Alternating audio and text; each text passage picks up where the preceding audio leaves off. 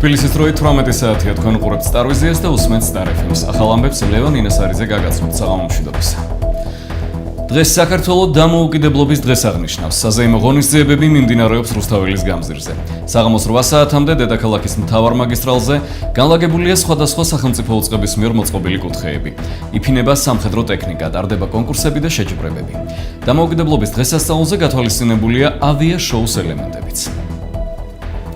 საქართველოს დამოუკიდებლობის დღისადმი მიძღვნილი საზეიმო ღონისძიებები დღეს დილიდან ტარდება ქალაქ ბათუმში. ადგილობრივი ხელისუფლების წარმომადგენლებმა ყვავილებით უკვე შეამკეს იუნკერების საფლავი და პატივი მიაგეს საქართველოს დამოუკიდებლობისთვის დაღუპულ გმირებს.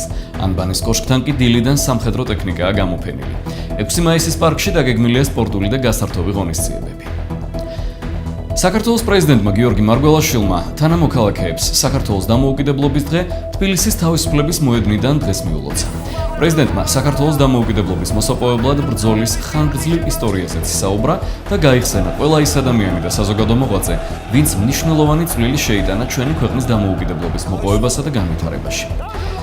საქართველოს მთავარ სარდალმა დღეს 200 ახალწეულის სამხედრო ფიცით ჩაიბარა.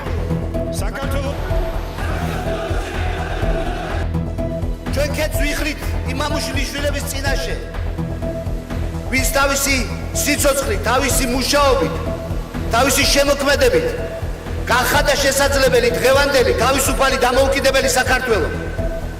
ამ დღისთვის არა მარტო ჩვენი თაობა, არამედ მრავალი ათასი თაობა იღწოდა. ჩვენ დღეს მადლობელი ვართ მათი. ამავე დროს ჩვენ ზეიმობთ მომავალ გამარჯვებებს.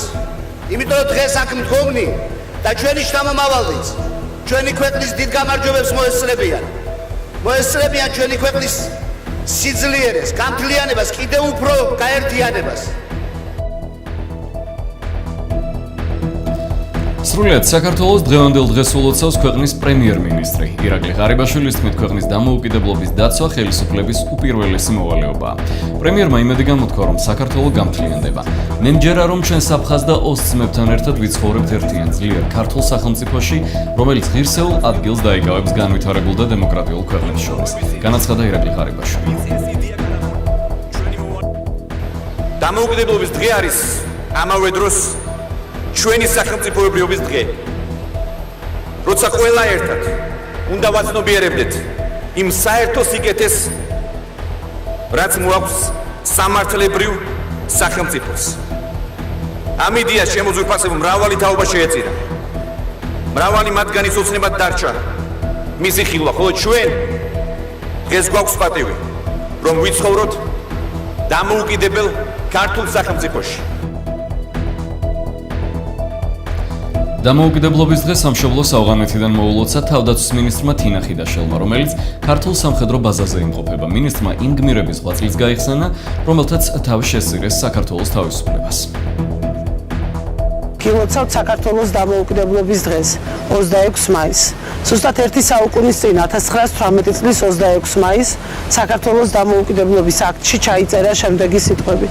ამიერიდან საქართველოს ხალხი სუვერენულ უფლებათა მატარებელია და საქართველოს სრულუფლებოვანი დამოუკიდებელი სახელმწიფოა. ეს არ არის უბრალოდ სიტყვები. ეს არის იდეა, რომელიც გაცილებით უფრო მეტია, ვიდრე ერთი კონკრეტულ დოკუმენტში ჩაწერილი რომელიმე ფრაზა. განსაკუთრებით დღეს მინდა მიულოცო ქართულ ჯარისკაცებს აქედან, ავღანეთიდან საქართველოს დამოუკიდებლობის დღე. იმ წერტილიდან, სადაც ყველაზე უფრო მეტად უჭირს მსოფლიოს და სადაც ყველაზე უფრო კარგად ვამტკიცებთ, რომ ჩვენ ყველანი ერთად მთელი საქართველო ცივილიზებულ სამყაროსთან ერთად ვიბრძვით მსოფლიო უსაფრთხოების და დამოუკიდებლობისთვის. ბატონებო, კიდევ ერთხელ გილოცავთ დამოუკიდებლობის დღეს. ჩვენი ქვეყნის დამოუკიდებლობის დღეს სიმბოლურად აღნიშნეს ლიტვის დედაქალაქ ვილნიუსშიც. ქვეყნის პრეზიდენტმა დალია გრიბაუსკაიტემ Facebook-ის საკუთარ გვერდზე საქართველოსა და ლიტვის დროშების ფოტო გამოაქვეყნა. საქართველოს დამოუკიდებლობის დღესთან დაკავშირებით ვილნიუსის ცენტრში კათედრალის მოედანზე გამოიფინა ლიტვისა და საქართველოს დროშები ერთობლივად. აზერბაიჯანის პრეზიდენტი ილჰამ ალიევი საქართველოს პრეზიდენტსა და ქართველ ხალხს დამოუკიდებლობის დღეს ულოცავს. აზერბაიჯანელი ხალხის სახელით გილოცავთ თქვენ და თქვენს ხალხს საქართველოს ეროვნულ დღესასწაულს, დამოუკიდებლობის დღეს. აზერბაიჯანსა და საქართველოს საუკუნეების განმავლობაში მეგობრული და კარგი კავშირები ჰქონდა. ჰქონდა, რასაც ღრმა ისტორიული ფესვები აქვს წერია ალიევის მილოცვაში. აზერბაიჯანის პირველი პირი ასევე ხაზს უსვამს ორ ქვეყანას შორის არსებულ ეკონომიკურ თანამშრომლობასაც. დღის სხვა სიახლეები, ძირითადში პოლიტიკური შინაარსის, ნაციონალური მოძრაობის დატოვების შესახებ ინფორმაცია ზურაბ ჯაფარიძე Facebook-ის საკუთარ გვერდზე აქვეყნებს. ზურაბ ჯაფარიძემ, გოგა ხაჩიძემ, პავლე კუბლაშვილმა და გიორგი მელაძემ პოლიტიკური გაერთიანება, ერთიანი ნაციონალური მოძრაობა და ყველა თანამდებობა, რომელიც გეკავათ პარტიასა თუ პარლამენტში, ერთხმად დატოვეს. ნაციონალური მოძრაობის ერთ-ერთი ლიდერის გიგა ბოკერიას განცხადებით, პარტიის დატოვებას არც ერთი სხვა წევრი არ აპირებს. რაც შეეხება ხსენებული 4 წევრის გადაწყვეტილებას, ბოკერიას შეფასებით სამწუხაროა, რომ ხაჩიძე, მელაძე, ჯაფარიძე და კუბლაშვილი ასეთი უპასუხისმგებლონი აღმოჩნდნენ. მე შეგახსენებთ, ეს გახლავთ გიგა ბოკერიას შეფასება. ყოფილი თანაპარტიელების გადაწყვეტილებას ეხმაურება ნაციონალური მოძრაობის ერთ-ერთი ლიდერი გოკა გაბაშვილიც, რომელიც ამ ქმედებას არაადეკვატურ, არასწორ და მცდარ ნაბიჯად აფასებს. მისი განცხადებით, ეს ადამიანები პარტიას ნაციონალური მოძრაობის მიმართ არსებული წნეხის გამო ტოვებენ.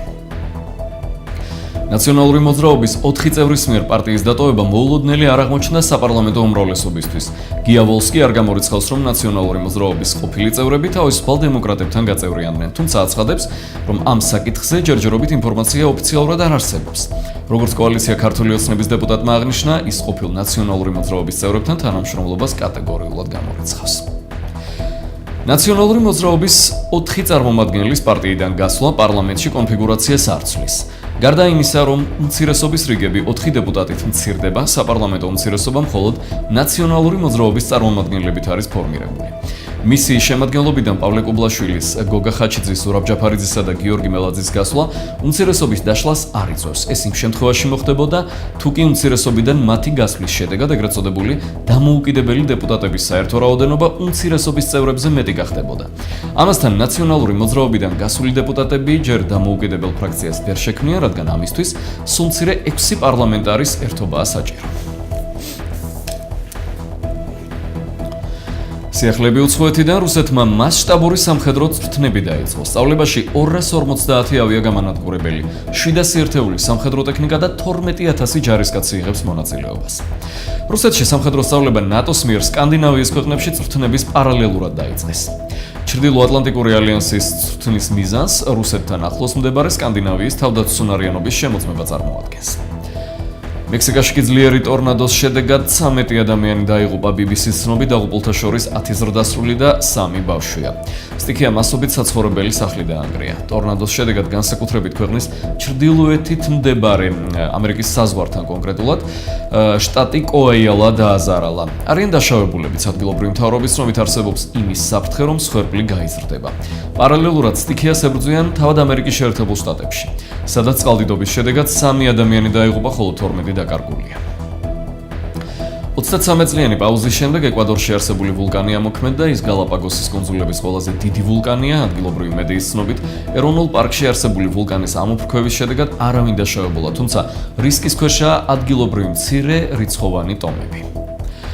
საბერძნეთის დედაქალაქ ათენში ოლიმპიური ცეცხლი აინთო და საქართველოს გადმოეცა. მანამდე კი პანათინაიკოსის სტადიონზე ცეცხლის ანთების ძველი ბერძნული რიტუალი გაიმართა. ცეცხლი პირველ მეჩში რაღნეს 2012 წლის ლონდონის ოლიმპიადის გამარჯვებულს ძიუდოში ლაშა შავდათუაშვილს გადაეცა.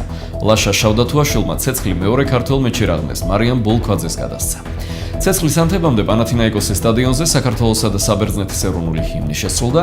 ღონისძიების მონაწილეებს სიტყვით მიმართეს საბერძნეთის ოლიმპიური კომიტეტის პრეზიდენტმა სპიროს კაპრალოსმა და თბილისი 2015-ის ხელმძღვანელმა ალექსანდრე ახვლედიანმა. ოლიმპიური ცეცხლი საქართველოში, კერძოდ კი ბათუმში სპეციალური რეისით ზუსტად 2 საათში, 20 საათზე ჩამოვა. დღეს მიხეილ მესხის სახელობის სტადიონზე საქართველოს თასის 25 გათამაშების ფინალური შეხვედრა გაიმართება. ერთმანეთს თასის მოქმედი მფლობელი თბილისის დინამო და სამტრედია დაუპირისპირდებიან. იმერლები თასის ფინალში პირველად ითამაშებენ. დედაქალაქელები კი ეცდებიან თასი მე-12-ად მოიპოვონ. შეხვედრა მესხზე 1 საათში, ანუ 19 საათზე დაიწყება. აი ესეთი ყველა ძირითადი სიახლე ამ დროისათვის. მე კიდევ ერთხელ გილოცავთ საქართველოს დამოუკიდებლობის დღეს და გემშვიდობებით. გეტყვით იმას, რომ უყურეთ Star Vizias და უსმენთ Star FM-ს. დროებით.